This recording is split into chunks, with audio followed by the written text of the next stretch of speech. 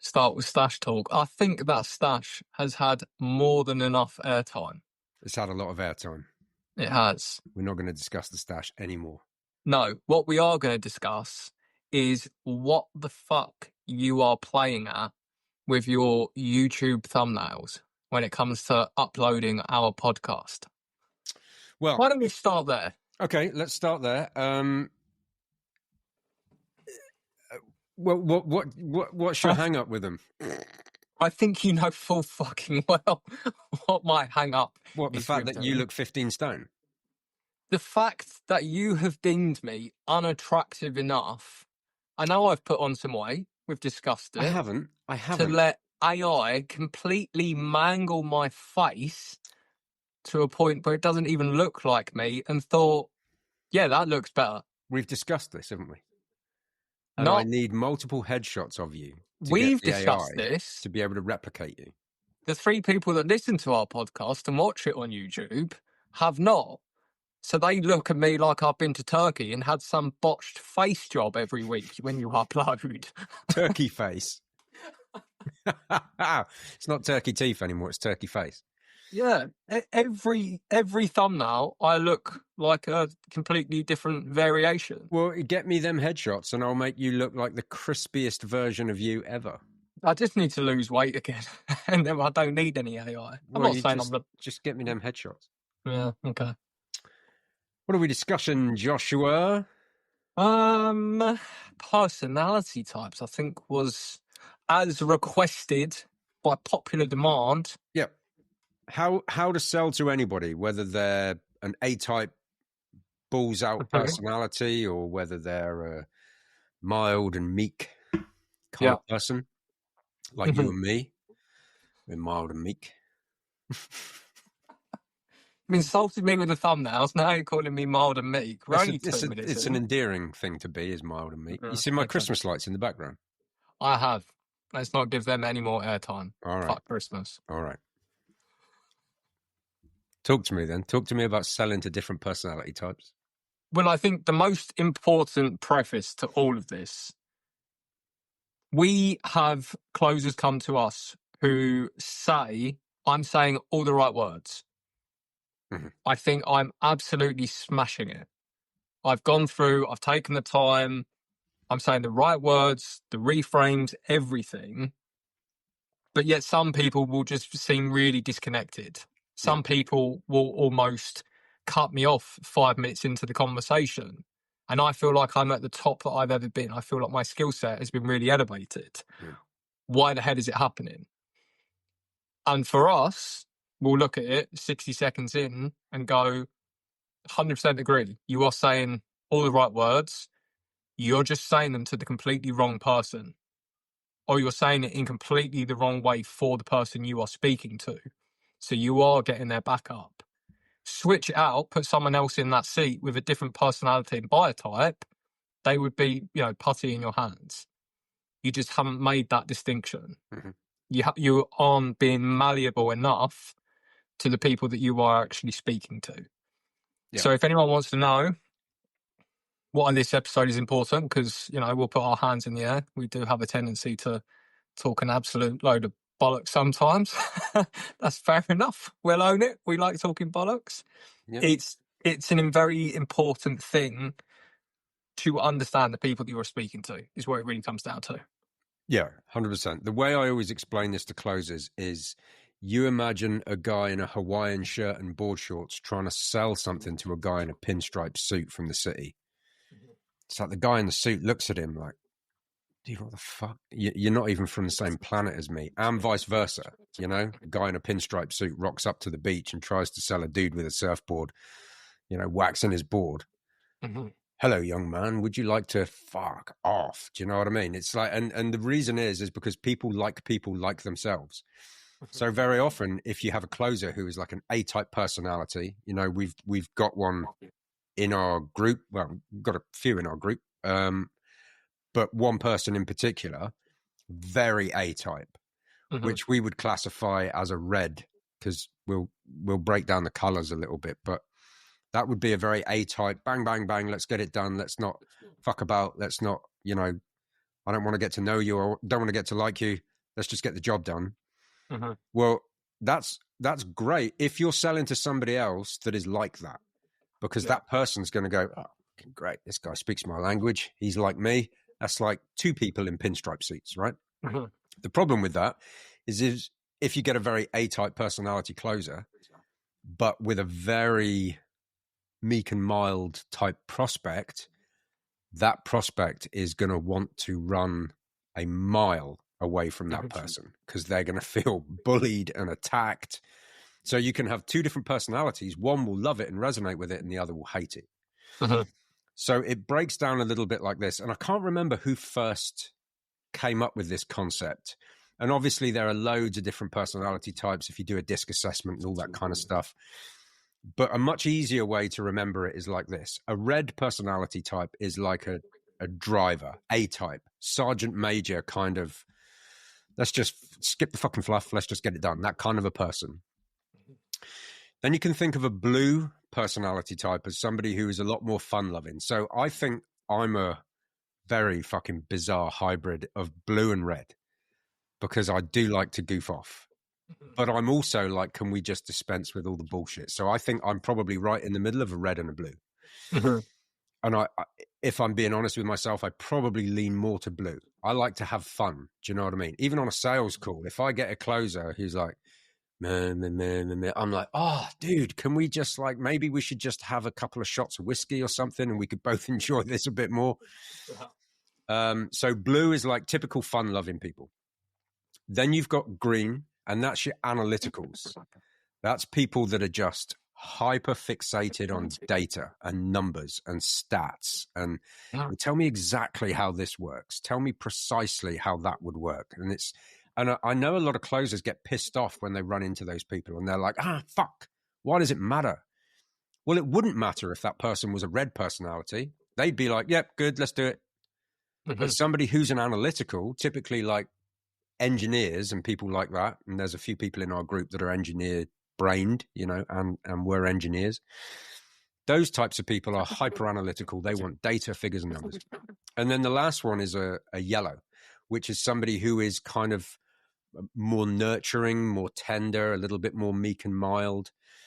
And I think the really important thing to remember is that what we're suggesting is that you don't not be you. Like, we're not asking you to be a chameleon and morph into a completely different color. But if you're an A-type personality and you're a red, but you're speaking to a yellow, somebody who's kind of very, you know, meek and mild, you might want to tone that red down just a touch. Mm-hmm. But on the converse, if you're speaking to another red, dude, full bore, give it everything you got, because they'll probably love it. Mm-hmm. And then if somebody, same thing again, somebody is a blue, they you know, they're very engaged, they're kind of animated, you can tell they like to have a lot of fun on call. That's cool. If you're a red, no worries, still be red, but just inject a little more fun into it. Mm-hmm. And then that tends to form more of a connection between two people because people like themselves. Mm-hmm. So if you are speaking to somebody who's, this person's kind of like me, they're much more likely to like you, they're more likely to listen to you, and they're more likely to buy from you, rather than, you know, imagine a sergeant major trying to sell to a Girl Scout. You know, that's just a horrible match. But if the Girl Scout was like, let's get it done, Sergeant Major would be like, fuck, I like this kid. Mm-hmm. Whatever she's selling, I want to buy it. You know, and I know we talk a lot about know, like, and trust, and the only part that's really important is the trust. And I said that for a long time, and do you know what? I will probably retract that statement a little bit as I've gotten a little older and a little wiser.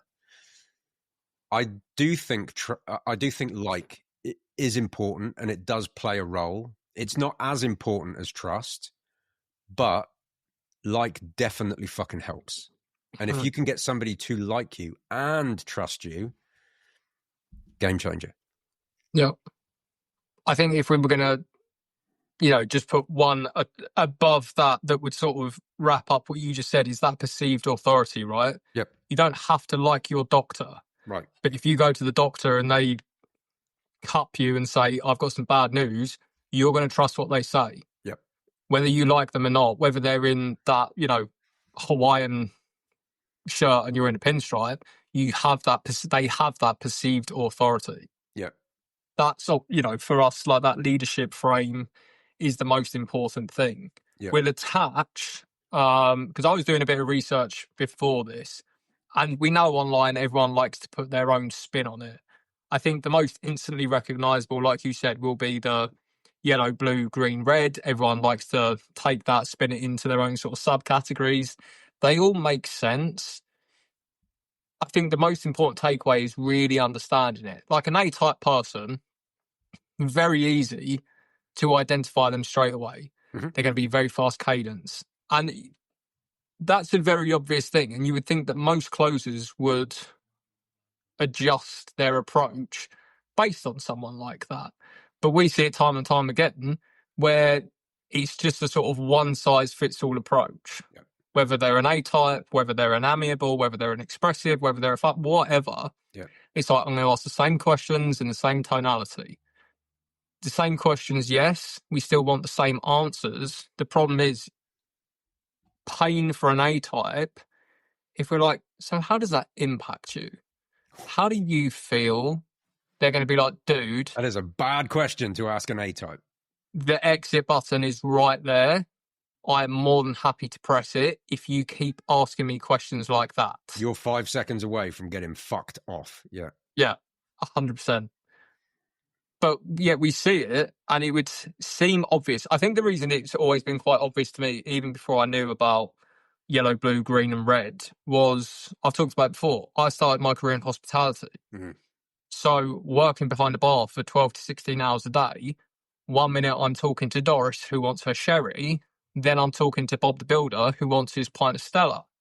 The way that I talk to Doris is very different to the way that I talk to Bob the Builder. And then I'm talking to corporate executives, and then I'm talking to 18-year-old girls on a night out. If I spoke to everyone in the same way, at the time I was 18, so, whatever. Just to clarify, before the feds swoop into your house. Yeah. They're above age anyway. So anyway, you have to... You fucking rotter.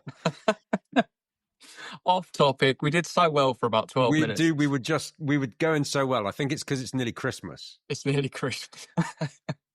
But anyway, so the A-types are very, very easy to, or we would think they're very easy to identify. If you do not adjust your approach, that is why 3, 4, 5 minutes in, they're like looking at the watch. They're like, why are you asking me these sort of questions? I've come here to get the information. I don't understand the relevance of why you're asking me this sort of stuff. Mm-hmm. And that's it. Frame gone. No perceived authority. In their eyes, you're just wasting their time.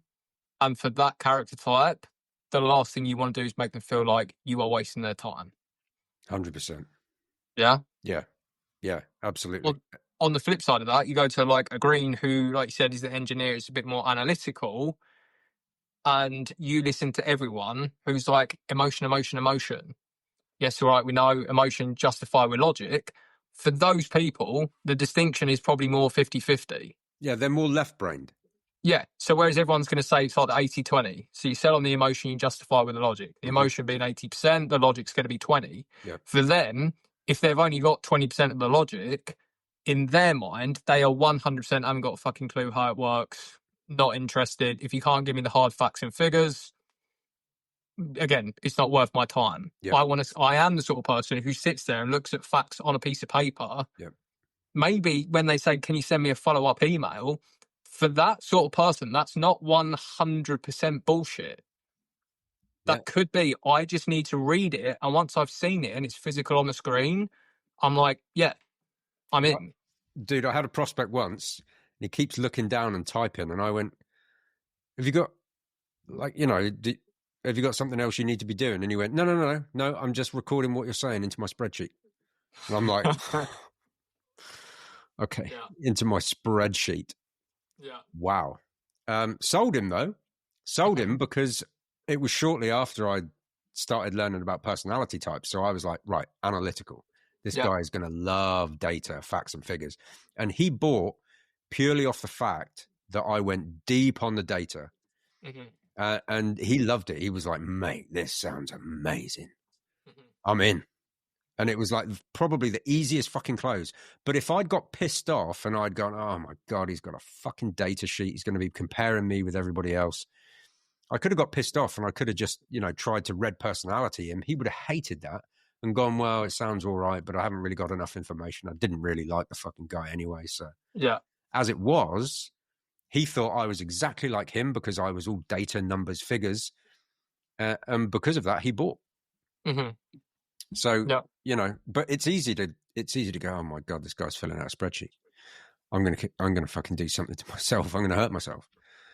Do you know what I mean? Like a spreadsheet, dude, for real. And a lot of closers would feel like that. But once you understand that people just have different personality types, ergo different ways of making buying decisions, you can flex and morph and play that as a strength. Yeah. We may have spoken about this before. We may not have. Again, it may have been a conversation me and you were having. I think we agree. I at least think that high ticket sales has gone way too emotional. Yeah. There are so many companies that have forgotten about the logical, and people closers get so pissed off, sales managers, sales directors, the coaches themselves get pissed off because they're like, I can't understand why people keep coming on calls saying, "Oh, I just want more information. I want to find out how it actually works." And you're like, "Okay, well, think about it. Have you actually given them any information before the call of this is what it is, this is why it exists, this is who it's for, this is who it's not for, this is generally what you can expect in the result?" Yep. Or have you just had a DM setter take them through some bullshit conversation, say, "Do you want to book a call with a team?" And they've gone, Okay, yeah, so all then right. it's not a genuine, or sorry, it is a genuine objection. I want to find out what the hell I'm here for because it's all been a bit vague and, Yep. wanky up until this point. Yep. What the hell is it? Technical term, wanky. Technical term, wanky. Yeah. So the logic, despite what some people will tell you, is still 100% important, Well, whether they're an analytical green type or not. Yeah, dude, I agree with you 100%. And this kind of morphs into another problem. And it's like, I speak to a lot of business owners who will say things like, I don't need any help with lead gen. We've got lead gen dialed. We're developing 150 leads a week. Mm-hmm. What we need help with is sales. And you go in and you listen to a few sales calls, and every single person that comes onto a Zoom call is like, yeah, I'm not really sure what it is you do. And it's like, so then you've got to have a conversation with the business owner and go, take a breath. You're looking at sales and marketing in silos, and they don't operate in a fucking silo. So if you are a business owner and you're listening to this, sales and marketing are two cogs in the same machine. And the start of the sales process is your marketing. So when you do any call reviews, if you're hearing people overwhelmingly say, yeah, well, I want to find out what you do. Yeah, well, I just wanted to understand how it works. Or any variation of that sentence, that will indicate that you potentially have a marketing issue and you're not giving people enough information before they're booking a call. Yeah. And you are trying to rely your entire business revenue, and you are predicating it on finding some unicorn, miraculous, born from God closer. And that is a sketchy position to be in. You are better off really dialing up the marketing so that sales can be handled by somebody who's maybe a 6 out of 10 rather than absolutely needing somebody who's a 10 out of 10. Otherwise, my ad spend pisses out the window and I can't recoup it on the back end. Mm-hmm. Have the marketing do more of the heavy lifting. And then you don't need to find a unicorn closer. You don't need to get some absolute wizard. Plus, I know people with wizards in their business and they've only got one wizard, and that person absolutely holds them over a fucking barrel. That person, that closer who's a wizard, calls the shots, Mm-hmm. tells them, well, I'm not going to record my Zoom calls. And the business owner's like, oh, okay. This is a real conversation. I said, why? What the fuck? What do you mean? Why isn't your closer recording their Zoom calls? Oh, well, he said he didn't want to. Okay. Who's the business owner? Well, I am. Okay. So is there any reason you didn't tell him to go and fuck himself? Well, I don't want to piss him off because if he leaves, my revenue drops to zero because the other guys aren't performing. That's a fucking problem. No. So now you need to either find another unicorn, but you've also now got a bad apple. Oh, well, hang about. Billy Bob doesn't record his Zoom calls. Why should I record mine? Now you've got all kinds of shit flying everywhere because there's no standard operating procedure. Mm-hmm. You're better off working harder on your marketing than you are the sales, because sales is, somebody asked me this the other day. I can't remember where it was, maybe on Facebook. And they put a post up and they said, what's more important, sales or marketing? And I jumped in and went, marketing. A load of fucking idiots jumped in and went, it's sales. If you're a good salesperson, you can sell anybody. No, dickhead, you can't sell steak to a vegan. So if the marketing is shit and bringing the wrong people in, whereas if the marketing brings in hyper qualified people that are ready to buy, you can have the weakest sales team in the world and you can still do $1 million a month. Mm-hmm. That does not work the other way around. You cannot have hyper weak marketing, bringing in the wrong people and have a killer in sales, because it doesn't matter how good he is. If you're selling steak and the leads are all vegan, you could be as good at sales as you want to be. It's like, you're never going to convince that person to buy a steak. Yeah. So for me, it's like marketing is the most important element in any business, but people seem to be hyper fixated on the sales side of stuff. And in actual fact, it's like you'd be 10 times better off if you focused on the marketing. Anyway, yeah. What the fuck do I know?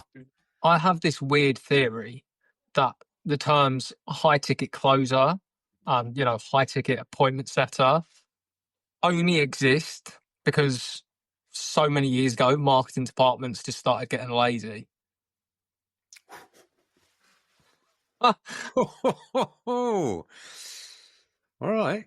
Huff. Tell me your thoughts. Come at me. Well, here's the thing, right? Like you just said, if your business is dependent on having unicorn closers, and let's say for every team, there's 4 people on that team, one of them is an absolute unicorn. And now we'll stretch that even further and say you put 10 teams next to each other, those 10 teams collectively, they're only going to have one true unicorn closer. Probably. Right. If your business is dependent on that unicorn for its revenue, do you have a business, or do you just have some duct taped 1 month away from failing hobby that could fall apart at any minute? Whereas if you had a fantastic marketing department, I know it's the very typical example, like how hard do you think Lamborghini has to hard close someone that comes in?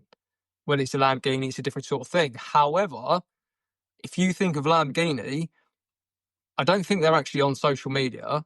They don't advertise on like TV show adverts, but everyone knows what Lamborghini stands for. They have an idea in its head because they've built up a brand and image, which has been done through proper channels of marketing, building a brand, what it represents. And they don't need to be dropping, 200,000 on Facebook ads every month to know what Lamborghini is. No. Now, you could do the same, whether you're a fitness coach, whether you're a, property investor guru, whether you're a relationship coach. If you just very front-end marketing, this is who I am, this is my credibility, this is who I help, this is who it's for, this is who it's not for, this is the transformation it delivers.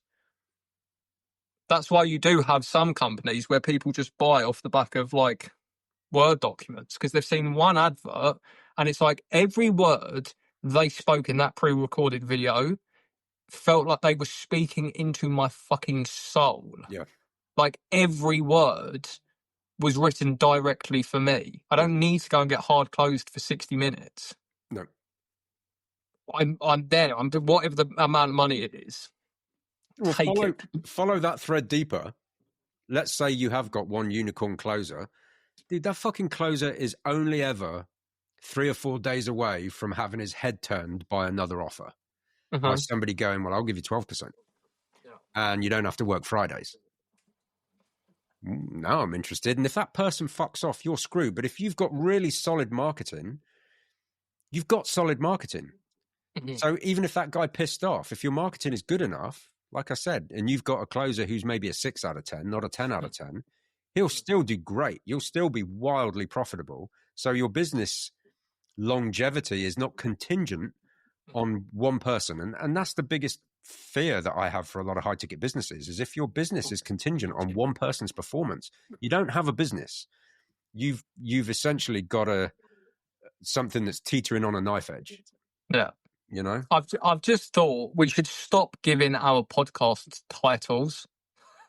It should just be talking shit, throwing shade for an hour with Josh and Jeff. Tune in to find out what it's all about, because we start with one thing and we end up spiraling. Do tell us in the comments. Do you think we should give it titles, or should we just change the whole thing to talking shit and throwing shade? Because we seem to be relatively good at that. We are absolutely stunning at it. But okay, we'll bring it back on topic, right? The reason, and again, you can, in my opinion, that so many closers have such a hard time when they're actually they're okay to good. But because there is so much that has not been done before them, being just an okay to good closer is still like 20 to 25 to maybe 30% close rate, when everything else before you hasn't been done. And the business owner is looking at you like you are that unicorn, when in reality you're just a pony with a spike glued to your forehead. Yeah. And you're being expected to pull off absolute miracles, just shit rainbow gold dust. Well, and dude, look, here's the thing. This is not theory, right? I've got a client who sells high ticket fitness coaching, doesn't even bother with calls anymore. He's now done multiple sales, which are multiple 4-figure sales. No Zoom call. People just went, "Hey, dude, I want to work with you. Can you send me a payment link?" And he messaged me and was like, "Dude, what the fuck is happening?" And I said, "Mate, that's because we've been working on your marketing." And then another client who does have a sales team's closing at like 53%. They were closing at 18.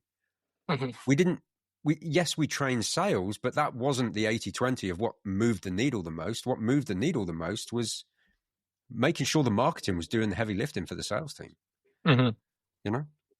Yeah. And that's why you do have to be the cream of the crop to make the money that you see online when it comes to closing, understanding like the different personality types, because everything that we talk about, it's not easy. It is simple. The reality is, right, let's imagine if you're listening to this, bringing it back to topic, and you're like, Jesus, how the hell am I ever going to understand these different types of people? All you really need to remember to get this into your psyche is 4 colours. There are 100 different variations of it on Google. Go and print it off and just cues this person matches this personality type. Obviously, if they're very fast cadence and they're, a bit more aggressive, they're going to be red. If they're X, they're yellow. If they're X, they're green. If they're X, they're blue. And then just adjust your approach. That's it, as sort of simple as it can be. Now, again, sort of nuance in this, right?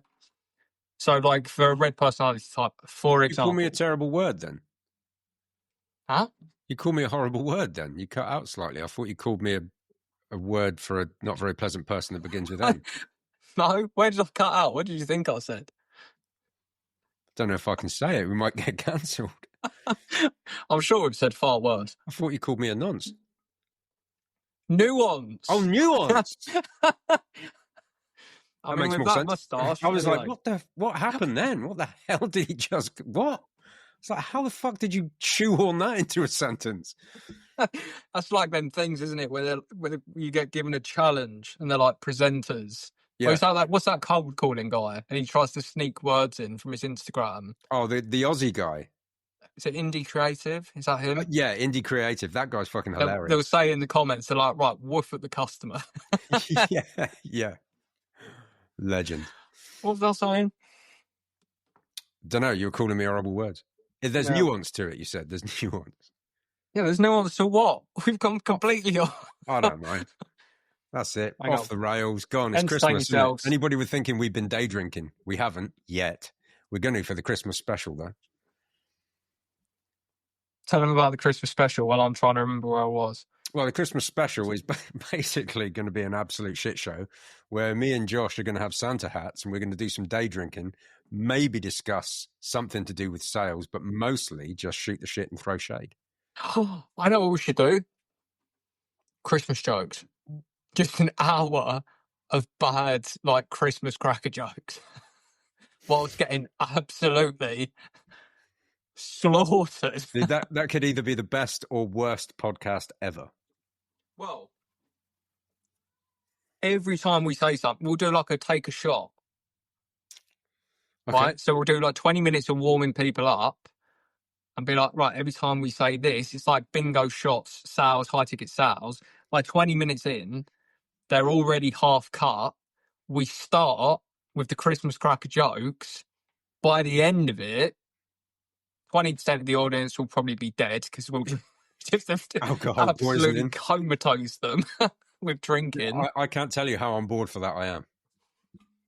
What, killing 20% of the audience? No, absolutely not killing 20% of the psycho. audience. No, the Christmas special. When should we Well, do that's that? it. Whatever the hell this episode was about, it's gone out. I don't know. It was about something. Personality colours, how to sell to multiple people. And Yeah, just talk to people, adjust your style. There you go. There's high ticket. business owners, be better. Yeah, high level, high ticket sales training at its finest, as always. Right, what an absolute shit show. Always a pleasure to see you, mate. Always a pleasure. Christmas Cheers, bro. special. Have fun.